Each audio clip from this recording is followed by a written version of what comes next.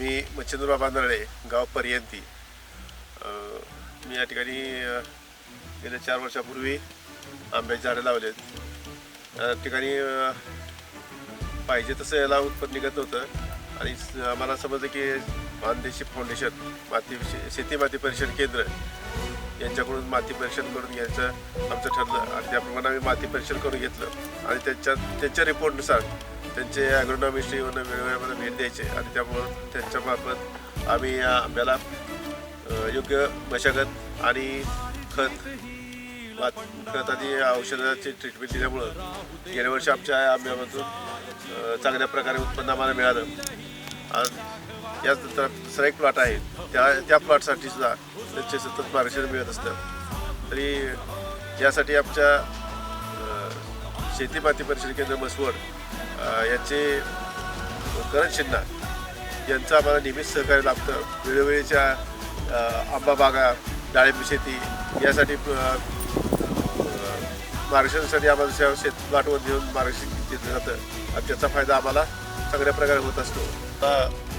Mann Deshi foundation शेती माती परीक्षण केंद्र यांच्याकडून वेळोवेळी मार्गदर्शन मिळत असतं आणि त्याच्यामार्फत आम्ही माती तपासणी करून घेतल्यानंतर आमच्या जमिनीमध्ये कोणते घटक कमी आहेत, जे 16 घटक आहेत त्यापैकी कोणते घटक कमी आहेत, कोणते घटक विपुल प्रमाणात आहेत, कोणते कमी जास्त आहेत याबद्दल सविस्तर माहिती त्याच्याकडून मिळते आणि त्याचे ॲग्रोनॉमिस्ट येऊन आम्हाला वेळोवेळी त्याच्या कोणती खतं वापरावी याबद्दल मार्गदर्शन करतात. तसेच कोणती औषधं मारायची, कोणते स्प्रे घ्यायची याबद्दलही मार्गदर्शन करतात.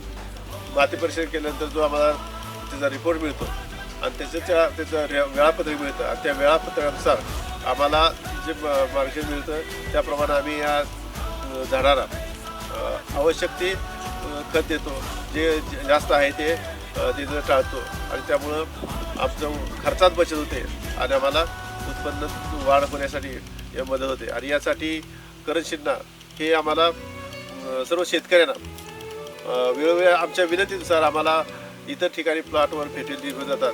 या करण शिंदे यांच्यामार्फत आम्हाला वेळोवेळी मार्गदर्शन होत असतं. या ठिकाणी बाहेरच्या ठिकाणी व्हिजिटला शेतकऱ्यांच्या विनंतीनुसार आम्हाला व्हिजिटला घेऊन जातात. त्याचप्रमाणे काही परिसंवाद आयोजित करतात आणि त्यातून डॉक्टर भगवानराव कापसे यासारखी काही तज्ज्ञ मंडळी बोलावून त्यांच्याकडून शेतकऱ्यांना मार्गदर्शन दिलं जातं आणि त्याचा फार मोठ्या प्रमाणात शेतकऱ्यांना लाभ होत असतो.